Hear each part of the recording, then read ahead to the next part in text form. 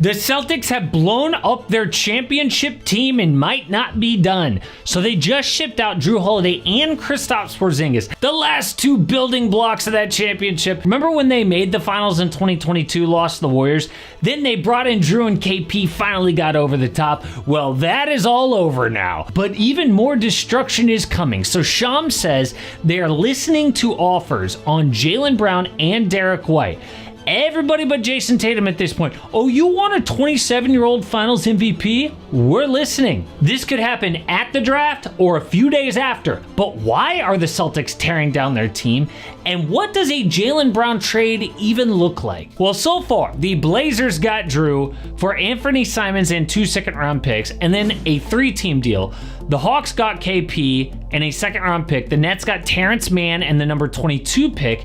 And the C's got George Niang and a second-round pick. Now, the Celtics did this to get under the second apron. Why? Because if you're over the second apron for too many years in a row, it just gets worse and worse. Draft picks start to get frozen. You can't trade them. Picks get automatically sent to the end of the draft, and you can't do trades. Worth it for a championship team, but Boston ain't that, especially after Jason Tatum went down. So this new owner isn't necessarily cheap. He just knows it would be stupid to pay over $500 million for a team with no chance. Now they duck under the second apron, and they can rebuild around Jason Tatum. Be ready to take another run at a championship when he's healthy. But actually, I'm pretty impressed by what they got back. Jrue Holiday is good on defense, but offensively just had his worst field goal percentage in 9 years, worst from 3 in 5 years. And dude is 34 years old. Guys don't exactly get better from that point. But even worse, 3 years left on his contract at about $35 million per year.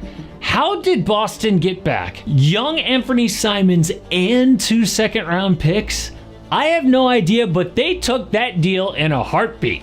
You know Simons is going to score some 40-point games at TD Garden next year. And Portland, I guess they get a vet to mentor their young backcourt?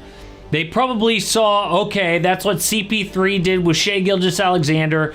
So OKC just won a championship and Shai won MVP. Oh, we'll just do that for Scoot Henderson, and Shaedon Sharpe will be on top in no time. Yeah, good luck with that. Now, what I do love, though, is the Atlanta Hawks getting Kristaps Porzingis. This man is a 3-and-D center, which is perfect around Trae Young. The Hawks lineup is now Trae, Dyson Daniels, Zachary Riza-Shea, Jalen Johnson, and Kristaps Porzingis. And yo, in a weak Eastern Conference, tell me that isn't a sneaky 3 seed. Atlanta doesn't control their own draft pick the next 2 years from the DeJounte Murray deal, so they're just surrounding Trae with a team to go all in. Every guy's a plus defender, and I love KP in a contract year.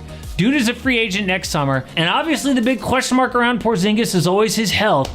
But if there is any time to get him, it is right now with a lot to prove and money on the line. So the East next year. Oh, the Pacers are defending East champs? Not with Tyrese Halliburton out all year. So who's going to win this thing? Well, the contenders I have are the Cavs, the Knicks, the Magic, and the Sixers. Outside chance as a big group of teams now includes the Hawks. They get a veteran KP who fills a big hole in their roster, even though Onyeka Okongwu was improving. But what's next for Boston? Could they really trade Jaylen Brown and Derek White? Well, first of all, this is Adam Silver's new NBA, isn't it? I mean, instead of potential dynasties, we get teams that are just ripped apart by being too expensive. Oh, sure, parity's the way to go. Or did we kind of like the 90s Bulls, Kobe's Lakers, and Steph's Warriors? But Shams says the Celtics have high price thresholds for both Brown and White. I'm sure they're getting some massive offers. Their preference has been to keep both players, but this is a team that's still expensive. Will a team meet the price that the Celtics have set for Brown and White? Well, what is that price? It sounds like the Celtics want to be blown away by an offer to take it. It would have to be some offer that when it comes out we all think, oh my gosh, that's what they paid to get Jaylen Brown? Like, unless we all hate the trade, then Boston isn't even going to listen to it. So what's an example of a trade that we would all hate? Well, one report says the Celtics are aggressively trying to trade up in the draft. And at the same time, Brian Windhorst reports there are teams in the top 10 making offers. So what about the Jazz get Jaylen Brown for John Collins and Colin Sexton for salary? Then Walker Kessler, Isaiah Collier, and the number 5 pick. That is a haul of young talent for Jaylen Brown. Dumb for Utah, but Boston is looking to fleece people. But is Jaylen Brown that good? Yes, he was Finals MVP, still in the middle of his prime right now. But if he's so good, why is Boston even considering this? Well, on most teams, Jaylen Brown is untouchable. But in Boston, things are a little weird. First of all, his contract. Dude signed the biggest contract in NBA history. He will be making about $60 million per year by the end of it. And that money is normally for franchise-altering players. Nikola Jokic, Luka Doncic, Giannis. Is Jaylen Brown in that category? Not even on his own team. Because as a Celtic, dude is 1B at best. Jason Tatum is the 1A. And part of it is his game. Brown's handle is a question mark, which is pretty foundational to the primary engine of your franchise. So yeah, Jaylen Brown is not untouchable, but this is also why I don't think he's going to be traded. I mean, who is going to overpay for a guy who's already being overpaid? In this new CBA, it would have to be a truly desperate team.